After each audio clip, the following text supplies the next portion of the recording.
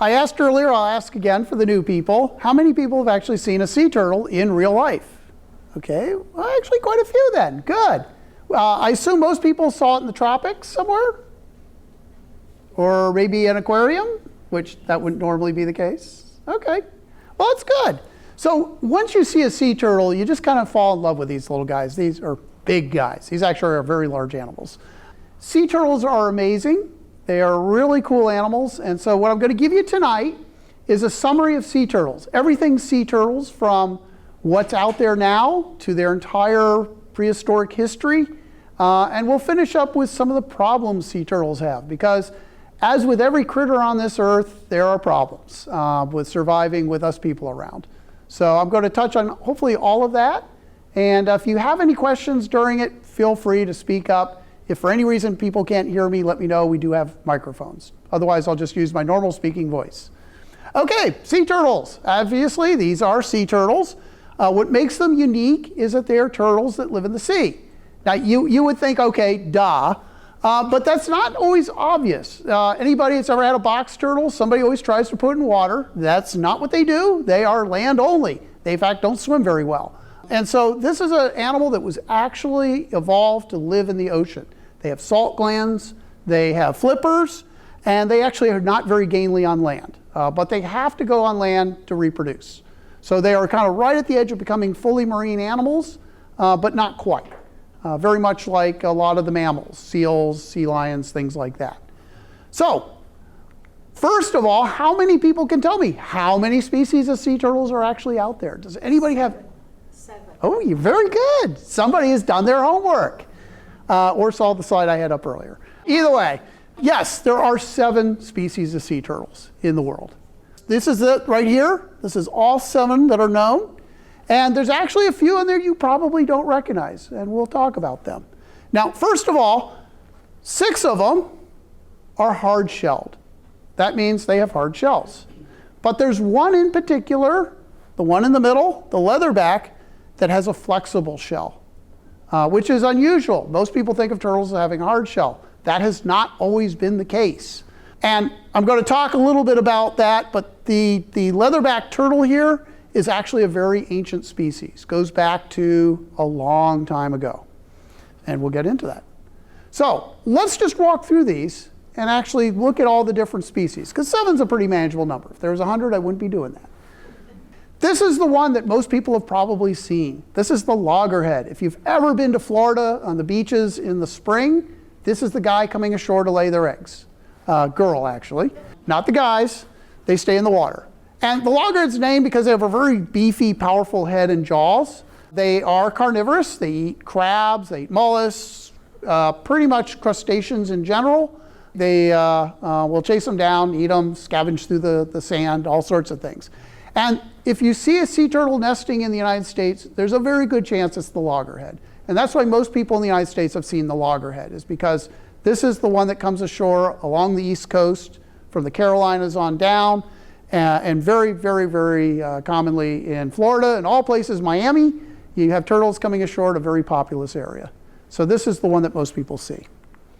And it's actually worldwide in distribution. Yes, we see it there in Florida, but it is all over the world, in all of the oceans pretty much, at least as far as the temperate ranges go. They actually range pretty far north. For being a reptile, they actually get in some pretty cold water occasionally. They are not just tropical, they are temperate. Pretty hardy, which is good. They helps their survival. And they're listed as vulnerable or threatened. There's a lot of them out there, but as usual, there's a lot of threats to them too, and the populations are decreasing. Big guy, if you've ever seen one in real life, you usually are kind of struck by how big these are. They're usually several hundred pounds and usually 3 to 4 foot across on the shell, which makes them pretty impressive. We don't know a lot about their life cycles. Sea turtles live for a long time. They live as long as you and I do. And it's really hard to study them because the scientist usually retires before these guys die. So in the end, they really don't have a lot of data. But they pretty much, from what they can gather, about 70 or 80 years is what these guys live to, which is pretty much us. And they reach sexual maturity anywhere between 20 and 35 years, which means when you see a turtle hatch on the beach and leave, it may not be back for a quarter century if it's a female, and then she'll return to the beach where she was born to lay her eggs. So very much like a human, pretty much in the same range. And quarter century is a long time to be away, but they seem to know where their original beach is and come right back to it, which I think is amazing. The next most popular or common one you'll see, and we've seen these before, is the green sea turtle. It's a little different. Actually, it's really hard to tell the difference when you see a picture of the two. It comes down to a little difference in the shell and the top of the head. The coloration is sometimes a clue, but not always. Really hard to tell from the side-by-side photos which is which. But nevertheless, there are ways to tell. It gets its name, by the way, from the green fat that they have, because this was the turtle they made turtle soup out of. This was the favorite. That green fat made wonderful soup, and they've been predated over many, many millennia for their meat, their eggs, all sorts of things. Unlike the loggerhead, this is a vegetarian. He eats seagrasses, algae, grazes, and very much like a manatee would. It's pretty much the same food if you're in Florida. So two very identical looking sea turtles, but two radically different ways of life. And they overlap each other and they don't conflict because they have very different lifestyles. And this is by far the most numerous and widely dispersed for nesting sites worldwide. You don't see it commonly in the United States nesting, but worldwide they are everywhere. So that's good. That actually helps them. And here's the range. Actually, it looks pretty much like the loggerhead, except for you notice they don't go as far north and south. They're more tropical, less temperate. So they're a little bit more sensitive to temperature, which if you're a reptile, I think that's pretty normal. They are listed as endangered, and they're a little bigger than a loggerhead, maybe another 100 or 200 pounds bigger at times, and just another foot or so bigger. They live about the same time period, same lifestyle, sexual maturity as the loggerhead. So and I love that photo there. You can actually see how pretty that animal is, the flipper pattern and everything. It's just a beautiful animal. Okay, now we're going to get into some of the smaller turtles. The hawksbill. Not as common, but actually common enough that most people have seen one if you've been around the world and you've been in the water enough to see turtles. The hawksbill is named for its very pointed little beak, and its face is unique. Once you see a hawksbill with this tortoiseshell pattern and that beak, you know you've got a hawksbill. It's pretty hard to miss. And this guy eats things that you and I and most other animals will not eat. He loves sponges. In fact, if you're a diver, you'll see big bites taken out of sponges. Sponges are glassy. That's not very digestible, but this guy can eat them. He loves to eat anything that normally most other animals can't eat. Sponges are not considered edible, but he can handle them. And the hawksbill is named not just for the name there, but also that translucent shell. If you've ever heard of tortoiseshell anything, be it a cat to jewelry, they're referring to the hawksbill turtle. The tortoiseshell is unique pattern, that color, and as a result, they've been used extensively for decorations, jewelry. That's one of the main things that has gotten them in trouble. And they're very pretty underwater. Here's a picture of one. Tropical, very much like the green sea turtle, also worldwide, all the oceans there along the equator, and it's critically endangered. There are not as many of those. Now we're getting into the rarer turtles, and he's a little smaller, only 100 to 150 pounds, lives a little shorter, they think, maybe by just a few tens of years. Overall, though, a very pretty turtle, and unfortunately its shell is a little too pretty. Now here's the ones where we start to get into ones that people probably haven't heard about. Now, the Ridley sea turtles are really two different species. For a long time, they thought it was one. But thanks to genetic testing and other things, they now know it's really two separate species. Hard to tell them apart. The olive Ridley is by far the most common one out there. The Kemp's is actually really rare. But if you live in the United States along the Gulf Coast, you have a good chance of seeing it, because that's the only place in the world they live. These are rare. These are actually more common. And they're also the smallest.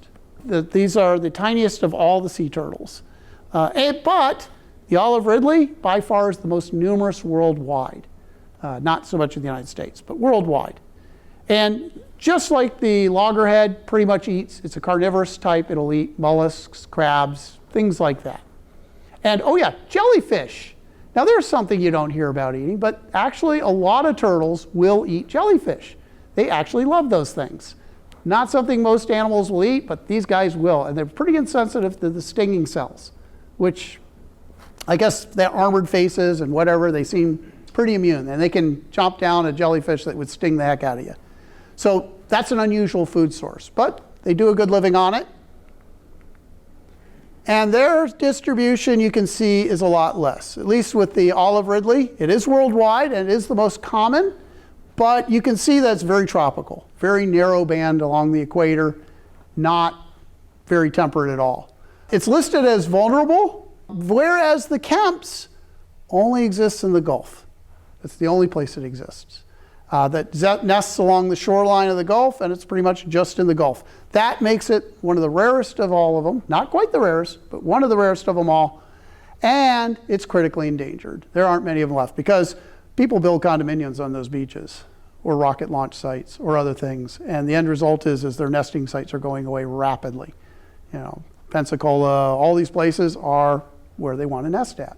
So as an end result, they have problems. These guys are tiny too. Only about 2 to 3 foot in diameter for the shell. It's about 100 pounds and live not quite as long, half a century probably at most. Best they can tell. There is something unusual about them. These are the only daytime nesters. Most sea turtles come ashore at night to lay their eggs, except these guys. These guys come during the day. And that's why you get really good photos of them nesting because it's daytime. You don't have to bring out the lights and all that. And so if you ever see a picture of a sea turtle on the beach during the daytime, you can always bet it's got to be a Ridley sea turtle of one type or another. They do another crazy thing. Most sea turtles do kind of come ashore roughly at the same time. These guys are highly synchronized. They come ashore by the hundreds or thousands within an hour of each other. They all rush the beach at the same time.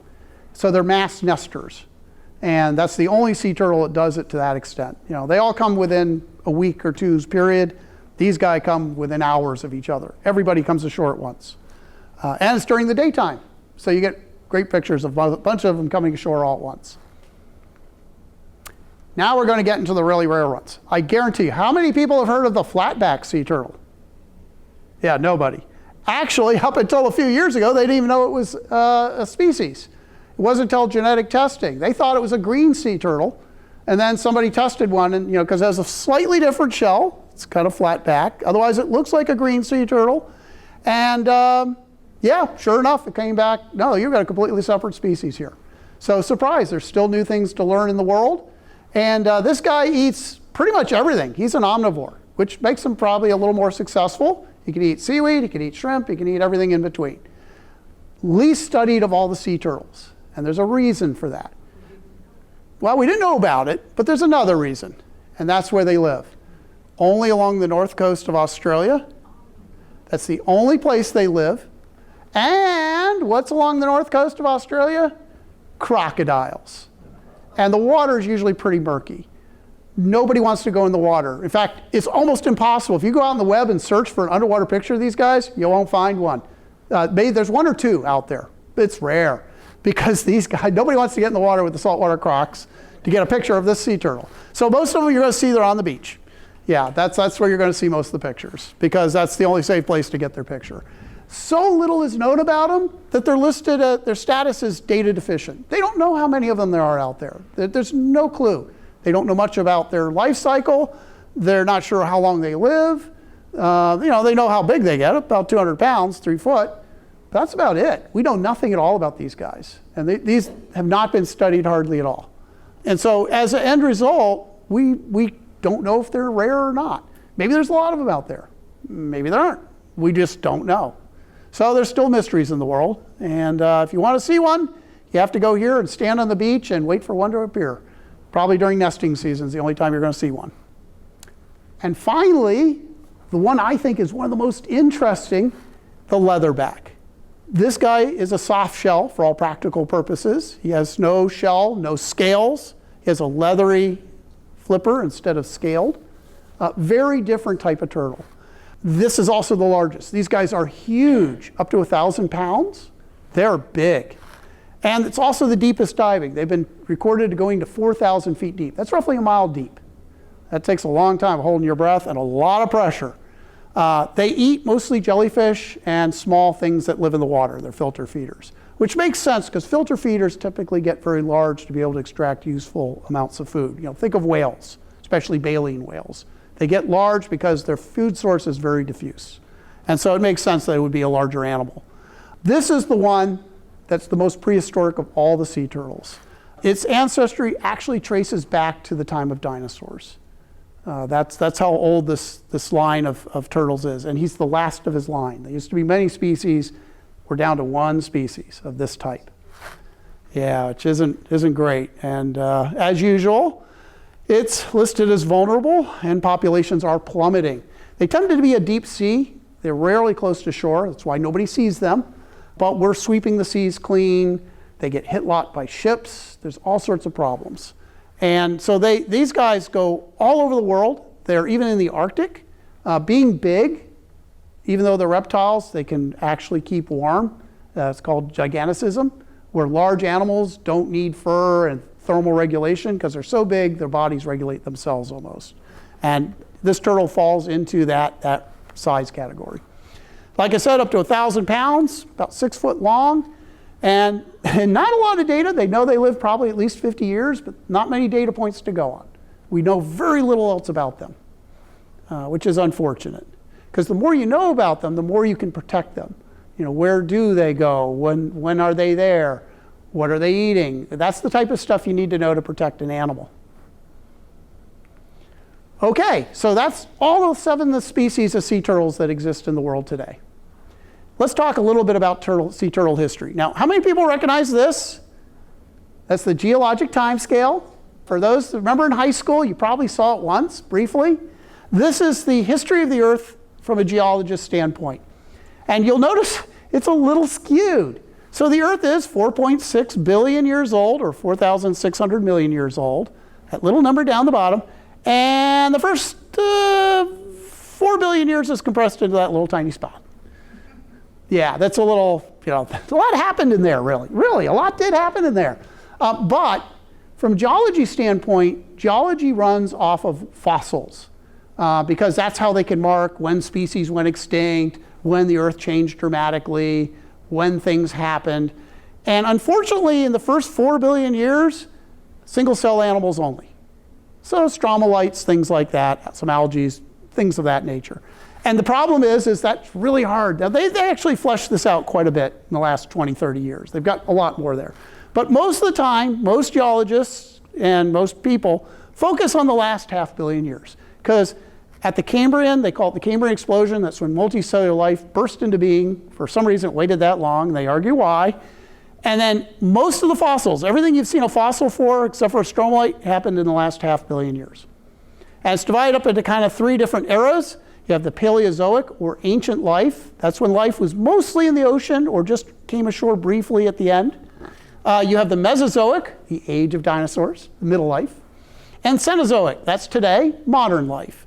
And of course, the extinction event for the dinosaurs at 67 million years ago, and right there.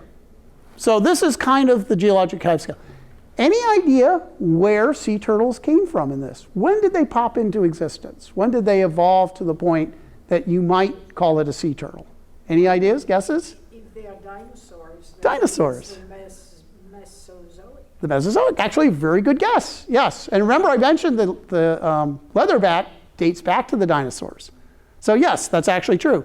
There is some indications that very early on the Triassic, there was something called Odontocheles, about 220 million years ago. And that's the first thing that you might call a sea turtle. So what did it look like? This is what it looked like. It's not quite a sea turtle. So here's the top, here's the bottom. You notice something rather peculiar about it? You notice the bottom has a shell, but the top, it's kind of just flattened ribs. There's no shell on top. And that's really what it is. It means toothed turtle with half a shell.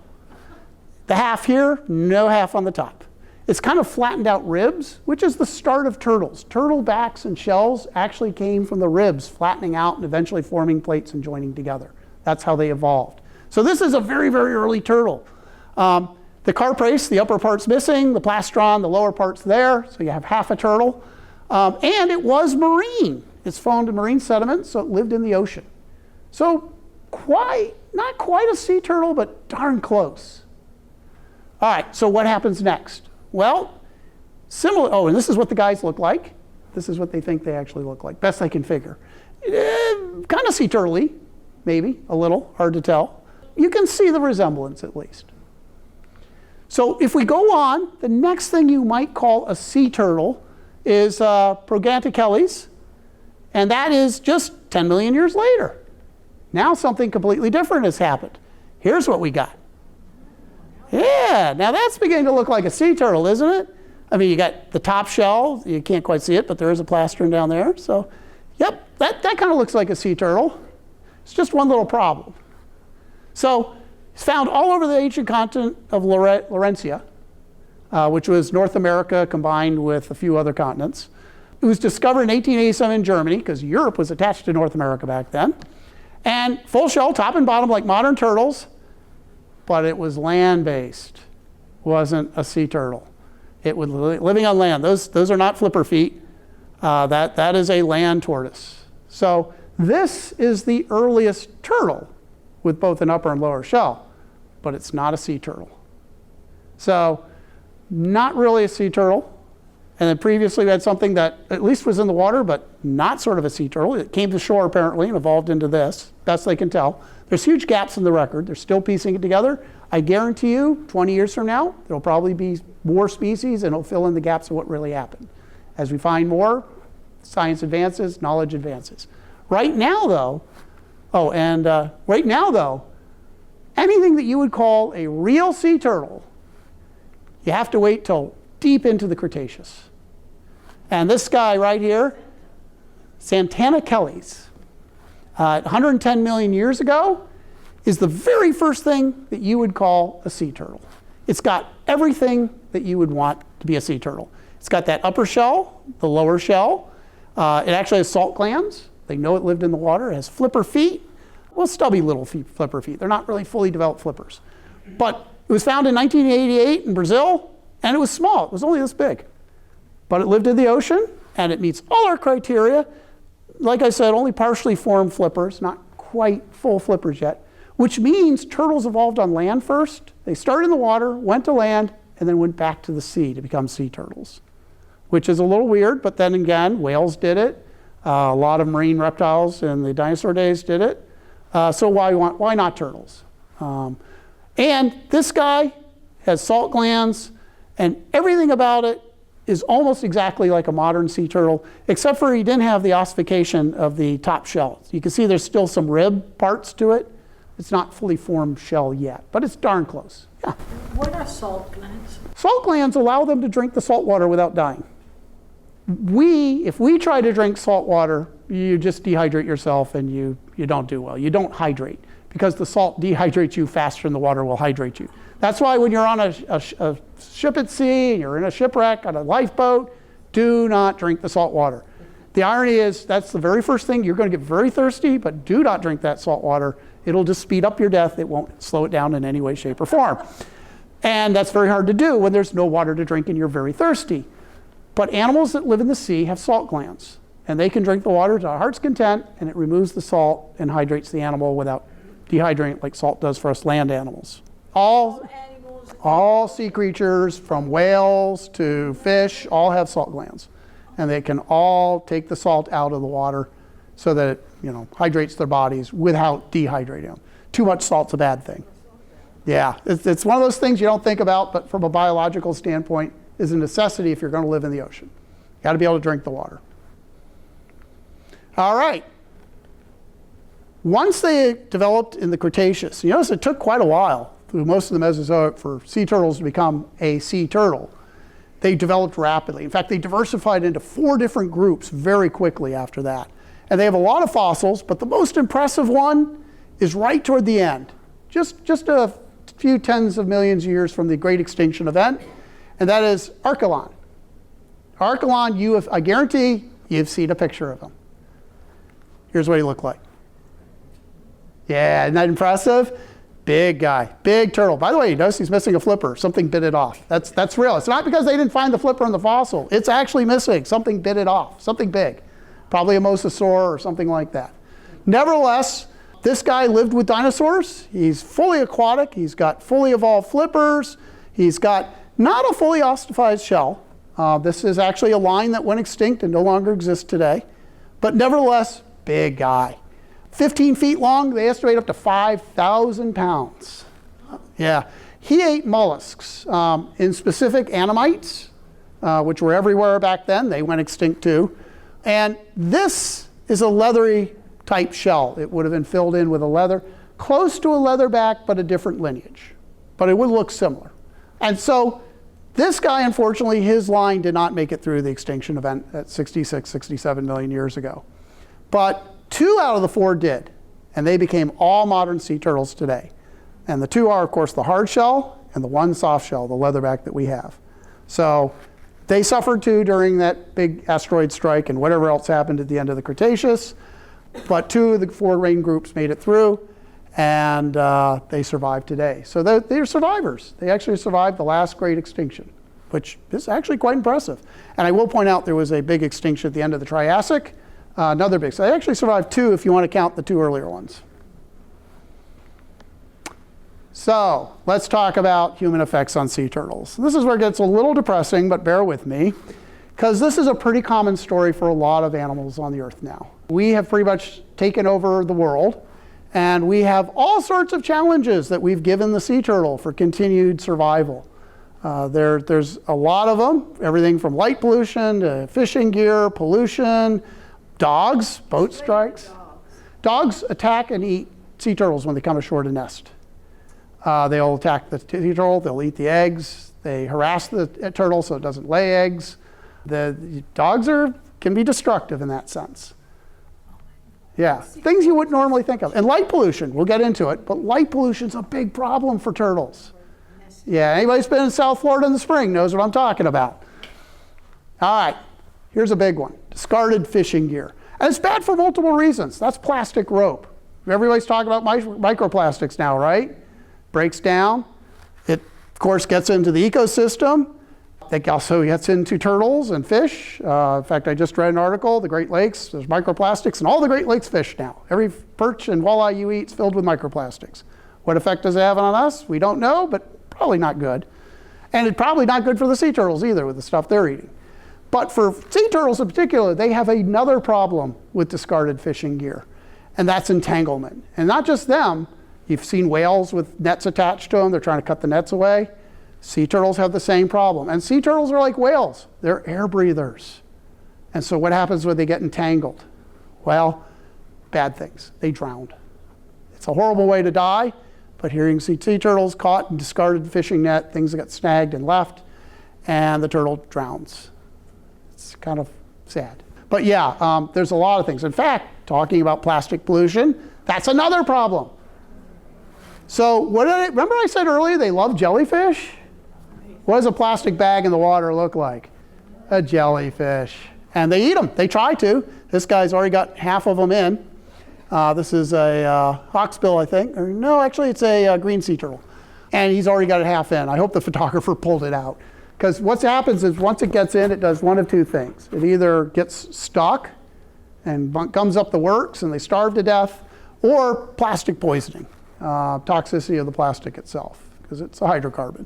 Needless to say, plastic bags that blow in the ocean, mylar balloons, all sorts of things that go in the ocean, really bad for sea turtles and for other forms of life. And, oh yeah, for us too, because of microplastics. So, not good in any way, shape, or form. By the way, for those that haven't been paying attention to the news, there's a huge international expedition right now trying to ban or get rid of a lot of the plastic pollution. It's not going well. Too many lobbyists, it probably won't pass anything meaningful, unfortunately, because this is a big problem. Boat strikes. Yeah. Here's a beautiful leatherback, and you can see the blades of the boat that went over the top of them. Cracking shells, organs, not all of them survived. These guys are all in rehabilitation. They tried to save them. I don't know if they lived. What is the hard shell made of? Is it like our... It's bone, essentially, yeah. Yeah, it's bone. It's essentially, it was their ribs originally, at least the top carpet, and then it flattened out, formed plates. And so, yeah, this is shell. And they have sensors. They feel their shell. If you rub their shell, they feel it. So when a boat goes over their back, oh, they feel it. It's not just the internal stuff. It hurts, I'm sure. Unfortunately, turtles don't scream, so we don't know. But they know they have receptors on the shells. So, yeah, it's kind of sad. Which is why when they tell you slow down in no wake zone in Florida, it's not just manatees, it's sea turtles too. Here is a traditional problem with sea turtles, becoming less, I think, now, but turtles are still eaten throughout the world. They're a delicacy, they eat. And here's the thing, they flip them upside down, they stay alive till they're ready to eat. Sailors used to do that in the 1800s. They would go ashore or catch a sea turtle, flip it on its back, and keep it alive for weeks until they're ready to kill and eat it. And if it has eggs, they'll take and eat the eggs first, then eat the meat later. It's sad, and this has been done by humans for, well, uncounted millennia, but there's too many of us now to be doing this. And in some areas of the world, it's still subsistence, and this is a problem. They're still used for food out there. And did I mention the tortoiseshell jewelry? So if you are traveling and you see this stuff, don't buy it, because that was a turtle. And it was killed so that its shell could be used to make something pretty. Probably not thing. Hawksbills in the last 100 years have lost 90% of their population. And it's illegal. You're not allowed to bring this into the United States and other parts of the world, but there's still plenty of parts of the world, Asia in particular, where it's perfectly legal to buy, sell, and trade sea turtle products. And this is one case where a cheap plastic knockoff, I'd much espouse that over a real thing. Because the jewelry, while pretty, means an animal died to paradise it. So it's one of those things where trinkets are not always good. Buy the cheap plastic knockoff. Plastic's bad, but better than this.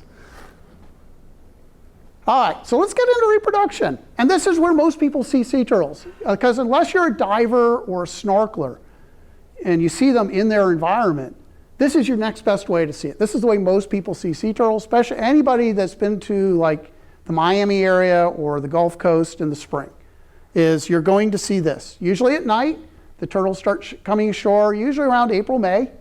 And you know, they come ashore, they dig a hole in dry sand. They need dry sand above the water line.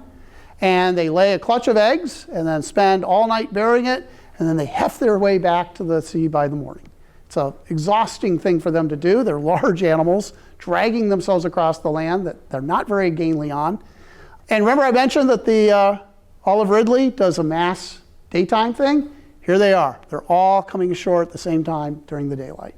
And they'll just overwhelm any predators, dig a bunch of holes, lay their eggs, and all head back to the sea together, confounding anybody that was there that wanted to eat them or their eggs. That's a good survival strategy, but they're the only turtle that does that.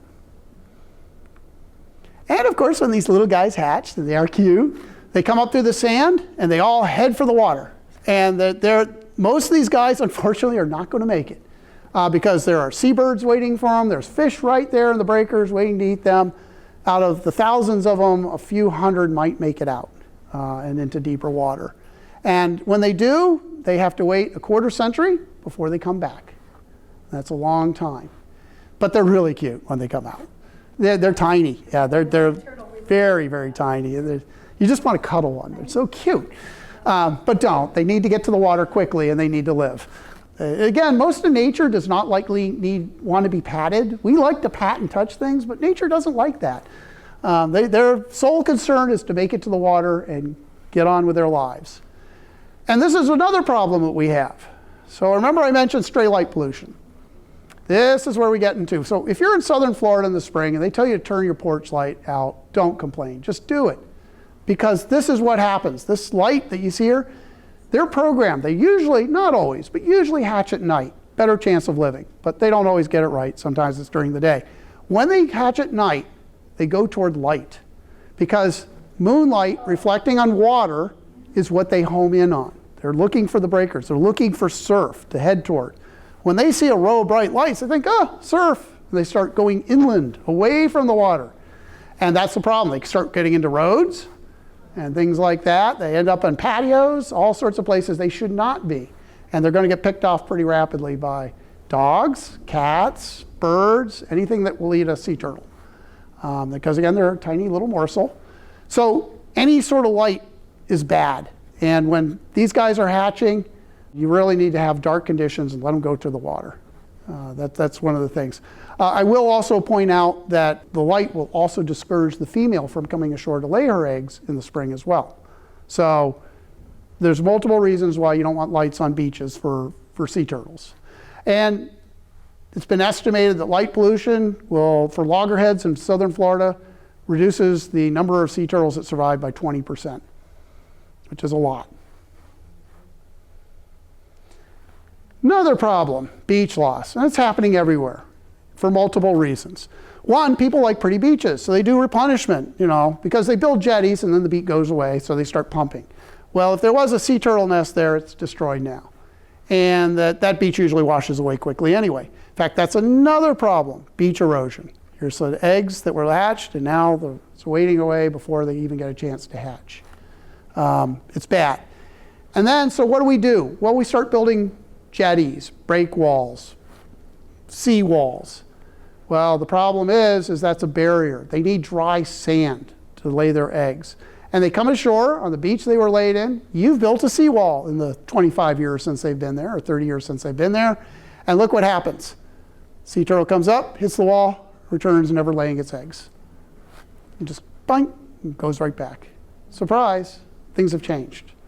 So armoring of shores is a bad thing for sea turtles. So what happens then? They apparently just don't lay. They just reabsorb the eggs or dump them. I'm not sure what happens. But yeah, they don't get to lay their eggs because they're only going to lay on the beach they were born on. They don't go anywhere else. Okay, they wait 25 years to come back to where they were born to lay eggs. But after that, do they lay eggs every year? Yeah, not every year. My understanding is it's usually 3 to 5 years, if I remember correctly. It probably varies from species to species, too. It's, but it does take a while to gestate and get more eggs, apparently. It's not annual. But I don't know. I've heard statistics where a female loggerhead might lay up to 20 sets of eggs in her lifetime, depending on how long she lives and when she starts and things like that. But it's not every year. All right. All of this, by the way, you'll note, is due to development. It's us. We're always the problem. We don't really consider other creatures and our wants and needs and desires. And the end result is that you lose critical nesting habitat because of all this.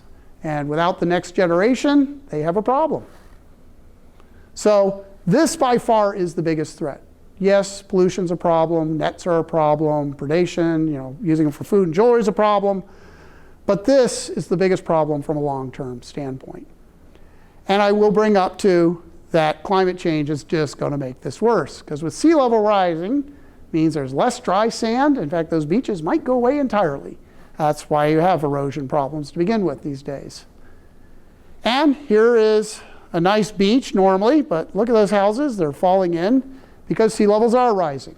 And people that live on the beach have noticed their insurance has gone up or become unaffordable or not even existent. And all along the Atlantic coast, just as an example, houses are falling into the sea on a pretty regular basis now because sea levels are going up. And you think, an inch or two isn't a big deal. It's actually a huge deal. And they're talking feet in the next few decades. So it's only going to get worse, not better. Development's a problem. With all those houses there's not places to lay your eggs anymore. Armoring of beaches, this break wall, jetty stuff, can't even get to the beach. And sea level rise, taking out critical habitat. So in the end, they face a lot of problems. I will point out they have survived 2 mass extinctions so far, 1 to 2, depending how you want to count. And they are survivors. And so I have hope. As long as we care, there probably will be sea turtles. The problem is if people stop caring, which is one reason why I give talks about sea turtles. I like sea turtles. They're beautiful animals. They lead very interesting lives. They've been around a lot longer than we have, tens of millions of years minimally, hundreds of millions of years more likely. And so let's finish on a happy note with pretty sea turtle pictures. These guys are gorgeous, beautiful. Like I was saying before the talk, being a scuba diver, we get a unique view of sea turtles. It's not unusual when you're on the bottom, you'll come across a sea turtle, and they don't seem to have much fear of you underwater. They'll come swimming right up. They're actually too busy eating, taking bites out of things like sponges and anemones, whatever, or just cruising around the reef looking for food. And of course, they're air breathers, and Cindy and I actually have seen it where they'll actually go all the way up 60 feet, take a breath, and then come right back down again. It's just beautiful to watch in the tropics. They're gorgeous animals, and actually quite a few body arrangements. You know, sea turtle kind of is a generic platform, but each species has its own unique look and style. And like I said, I really love the leatherback. I don't know what it is about it, but that is just such a unique turtle. And an ancient species too. That probably is part of the attraction. And so hopefully people will care enough about them to protect them, to do the right thing. You know, and again, if you're in southern Florida and it's spring and they ask you to turn your porch light out, you can make a difference. Turn the porch light out. It's not a big deal for you, but it's a really big deal for these guys. And so on that note, I'll end with the pretty pictures. And if any people have any questions, I'd be happy to take them. Thank you. Talking about the porch light, I mean, all those places, all those beach town, where they go and lay eggs, don't they have regulations? They have regulations. Egg laying time? They do, yeah. In fact, they usually patrol the beaches, and when they see tracks coming ashore, they'll actually put netting around where they laid their eggs, and signs saying "stay out, don't disturb." And they do that netting and wire stuff for two reasons. Little turtles can get through it easy enough, but things like raccoons and dogs and things that will dig the nest up can't get in. And it tells people, don't put your tent there or don't put your umbrella there. Stay away from that spot. They have light restrictions where they will, they tell people on the waterfront to turn their lights out. They even have some barriers they'll put up occasionally for like restaurants and things like that. But it helps. And anybody that remembers World War II, they had blackout curtains. Well, they haven't gone that far yet, but that would be really good for the sea turtles. The blackout curtains, for those who aren't aware, were so that German submarines couldn't silhouette ships against the seacoast and the lights and torpedo them at night. They even had special blinders on car headlights so that they wouldn't point up, so that, again, you can't use them to backlight a ship. And then they're afraid about airplanes coming in and bombing, and the airplanes can't see the headlights. So, I mean, that's a little extreme. I doubt people would go for that. That was wartime. This is not. But nevertheless, there's things like that you can do. And certainly as a private property owner, if you own on the beach somewhere, you can put up your own blackout curtain or just turn the lights out. Don't put the floodlights on all night long or even, in the evening. Just leave them off. It's okay. We've lived for millennia without lights. We don't need them all the time. Protecting their habitat. Don't throw plastics in the water. It feels overwhelming that, somehow what could you as an individual do? But there's actually a lot you can do. Your little piece of the world, don't throw plastics in the water. Cut up your little six-ring, six-pack holders. Turn the lights out if you're near the water. Be respectful of the nests. People sometimes will dig them up and just destroy a nest just for the fun of it. There are people like that out there. They do that. And there are all sorts of organizations out there. A lot of the pictures I got were from preservation societies, and they exist all over the world, who, if turtles are injured, they'll free them, recuperate them, put them back in the wild. There was one actually news story just the other day, about 3 days ago, where a stick, some windsurfer saw a stick moving through the water, thought, oh, it's garbage. Well, attached to the end of the stick was a sea turtle with net, and he was drowning. He was just barely able to stay above water. And so they got a conservation group out there, they cut him loose, and he swam free. And fortunately, it hadn't been around long enough for the netting to start cutting into him. That's one of the problems. And if that happens, gets infected, they need to take him ashore, rehabilitate, let him fully heal. In this case, that turtle wasn't injured too badly and was able to just swim away. But there's all sorts of groups out there. And that's another way an individual can help, either directly volunteering for a group like that or financial support, whatever. There's a lot of things you can do as an individual. Anything else? Okay, thank you.